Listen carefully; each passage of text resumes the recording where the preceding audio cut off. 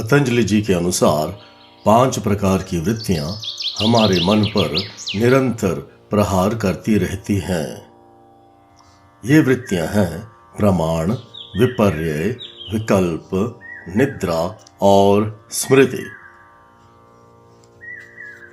गत 2 वीडियो में हमने पहली वृत्ति अर्थात प्रमाण की चर्चा की।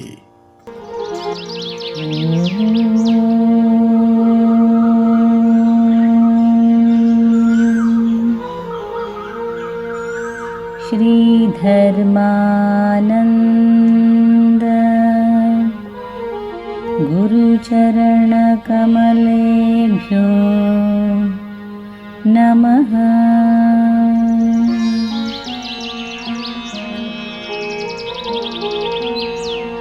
महर्षि पतंजलि मुनि प्रणीतम योग सूत्रम। महर्षि पतंजलि कृत योग सूत्र महर्षि व्यास भाष्य सहित अनुवाद तथा प्रस्तुति कुलदीप धीमान। योगेन चित्तस्य पदेन वाचा मलं शरीरस्य च वैद्यकेन योपाकरोत्तं प्रवरं मुनिना पतंजलि प्राञ्जलिरानतोऽस्मि।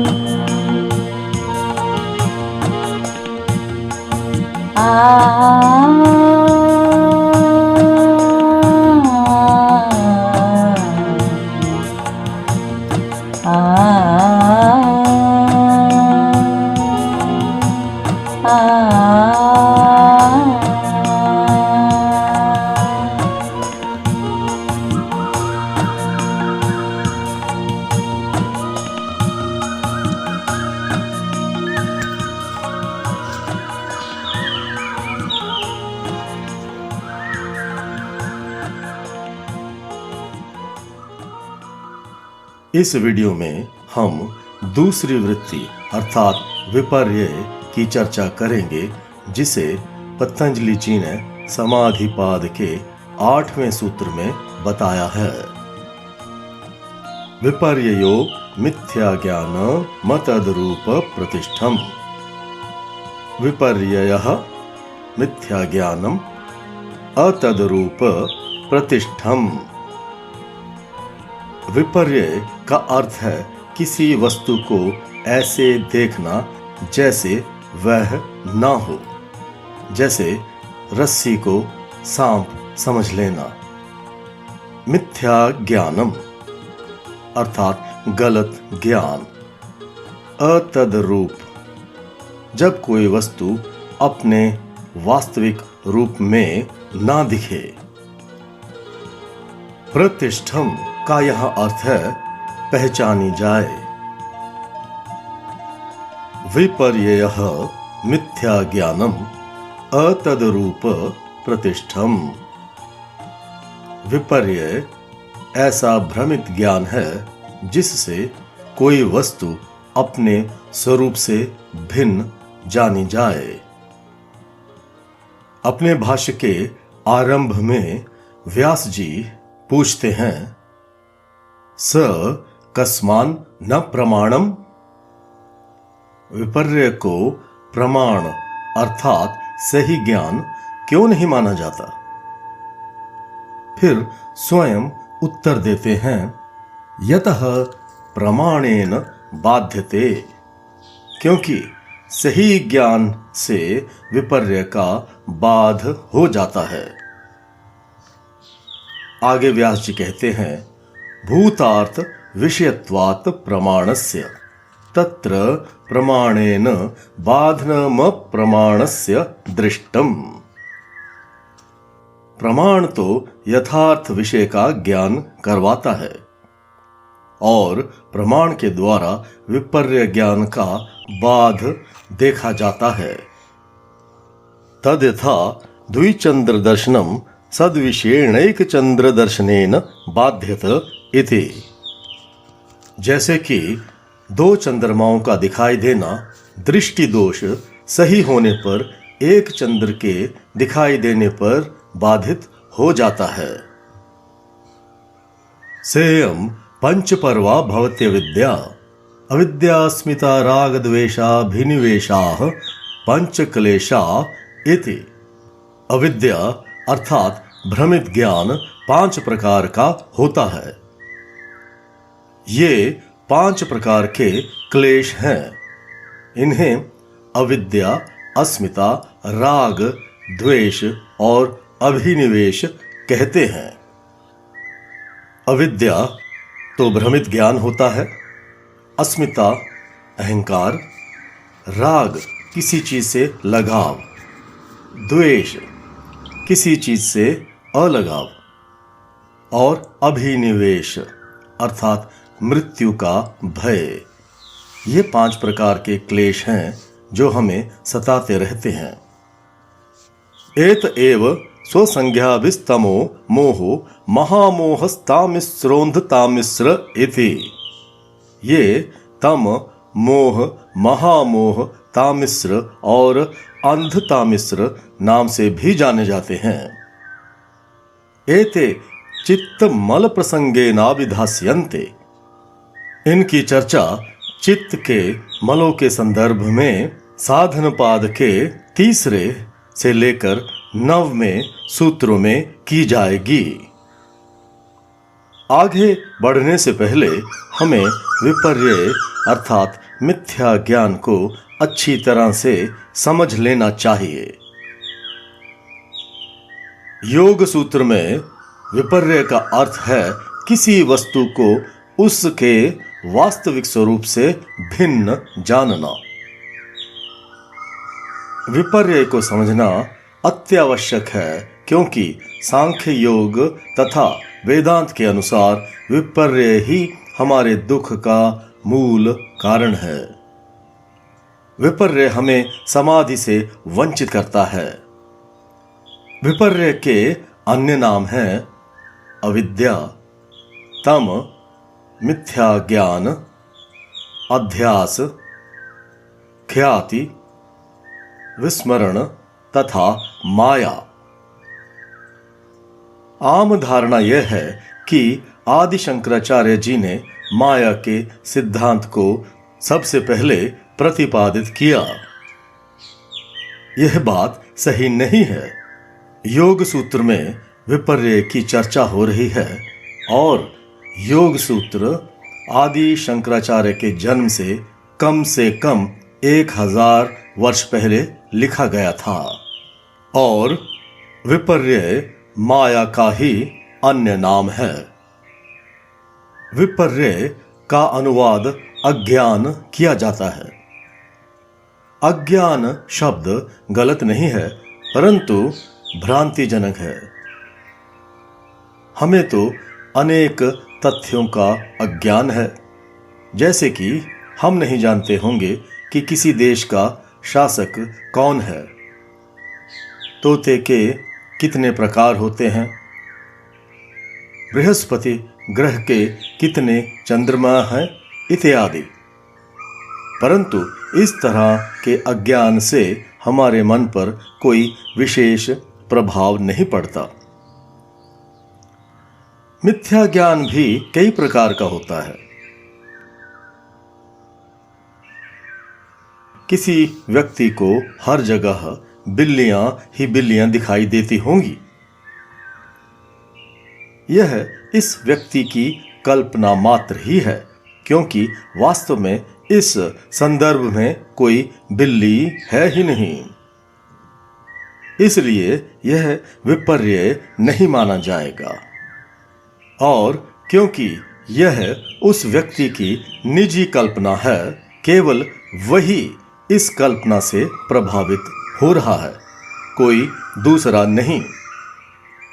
सबसे बड़ी बात है कि कोई बिल्ली है ही नहीं, फिर भी उसे बिल्लियां दिखाई दे रही हैं। परंतु अंधेरे में कोई व्यक्ति रस्सी को सांप समझ बैठे और डरने लगे तो उसे विपर्य माना जाएगा। यह व्यक्ति रस्सी को सांप के रूप में देख रहा है, मात्र कल्पना नहीं कर रहा।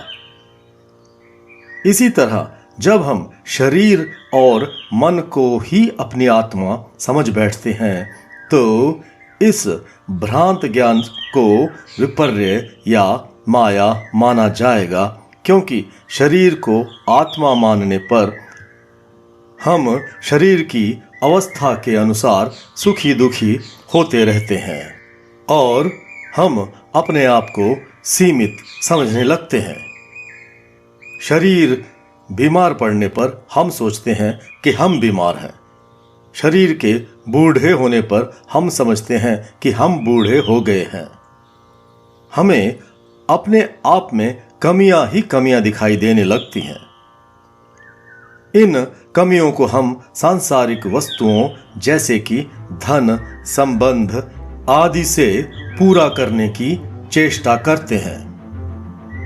ब्रह्म सत्यम जगन मिथ्या जैसे वाक्यों के गलत अनुवाद के कारण भी हम विपर्य को ठीक से नहीं समझ पाते। सत्य शब्द को आम भाषा में सच झूठ के अर्थ में लिया जाता है, परंतु अध्यात्म में इसका अर्थ है ऐसी वस्तु जो वर्तमान काल, भूतकाल तथा भविष्य काल में बिना बदले रहे। सांख्य में इसे पुरुष और वेदांत में ब्रह्म, परमात्मा या आत्मा कहा जाता है और साधारण भाषा में हम मिथ्या शब्द का अर्थ करते हैं ऐसी वस्तु जो है ही नहीं। सांख्य योग में मिथ्या का यह अर्थ नहीं है। उनके अनुसार जो वस्तु जैसी है वैसी ना दिखाई दे और जो हर पल बदले उसे मिथ्या कहते हैं। सांख्य योग में जो भी वस्तु बदलती रहती है उसे प्रकृति या प्रधान के अंतर्गत माना जाता है। वेदांत में इसी को माया, जगत या संसार कहते हैं। संसार में जो तरह तरह के जीव हैं उन्हें सांख्य योग में आत्मा कहते हैं और वेदांत में जीव या जीवात्मा। क्योंकि इस ब्रह्मांड की हर वस्तु पैदा होती है, कुछ समय के लिए रहती है, फिर नष्ट हो जाती है, इसलिए इस जगत को मिथ्या कहते हैं। परंतु इसका अर्थ यह नहीं कि जगत है ही नहीं।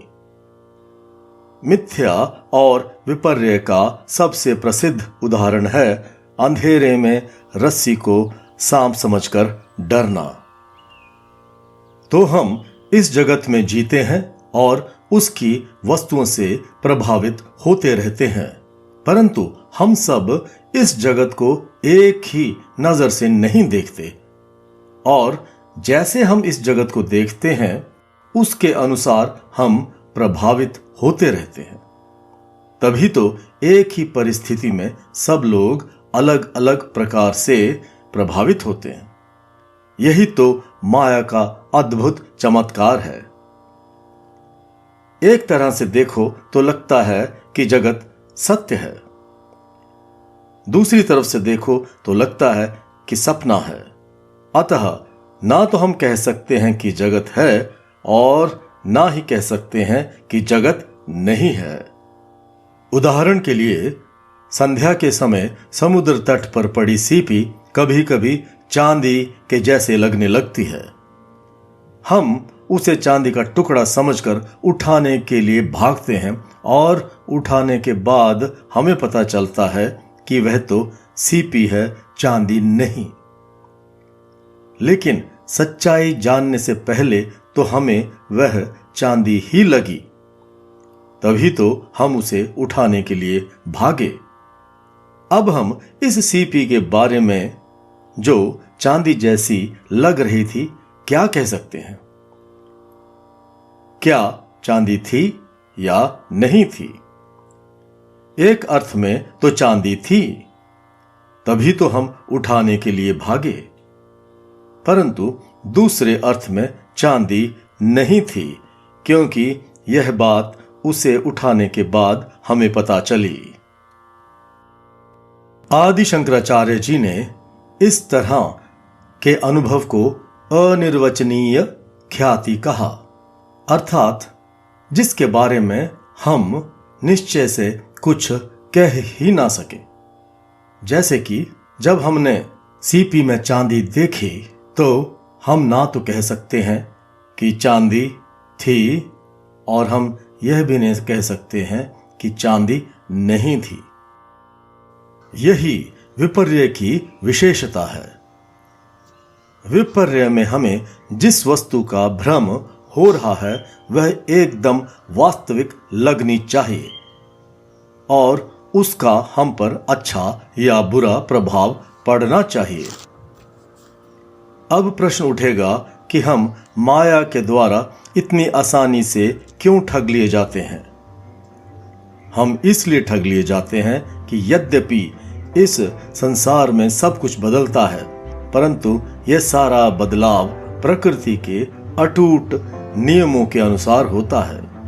इसी कारण सब कुछ इतना ठोस और सत्य लगता है। सूर्य प्रतिदिन समय पर उगता है, चांद सितारे भी नियमानुसार चलते हैं। इस अटूट नियमबद्धता के कारण ही लोगों को समझाना अति कठिन हो जाता है कि यह संसार मिथ्या है, और यह नियमबद्धता हम सब अनुभव करते हैं, इसलिए इसे सत्य समझ बैठते हैं। जब कोई अनुभव सबको एक तरह से प्रतीत हो तो उसे सत्य कहा जाता है, और जब कोई अनुभव केवल किसी एक व्यक्ति को हो तो हम उसे मिथ्या कहते हैं। माया हमें अपनी आवरण और विक्षेप शक्ति से ठगती रहती है। आवरण का अर्थ होता है ढकना, और विक्षेप का अर्थ होता है तोड़ मरोड़ कर पेश करना। माया हमें और हमारे स्वरूप के बीच अज्ञान का पर्दा डाल देती है और हम अपने आप को असहाय मान बैठते हैं। विपर्य गलत ज्ञान है जो हमारे मन का संतुलन बिगाड़ देता है, इसीलिए उसको ठीक से समझना अत्यावश्यक है। इस वीडियो में हमने दूसरी वृत्ति विपर्य को समझा। विपर्य को वेदांत में माया, मिथ्या, अध्यास आदि कहते हैं। अगले वीडियो में हम तीसरी वृत्ति विकल्प को समझेंगे।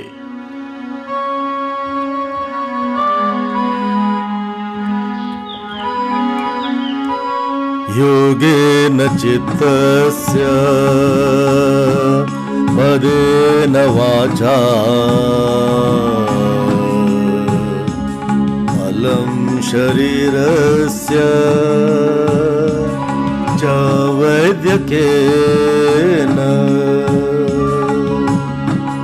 योपाकरोतं प्रवरं मुनिना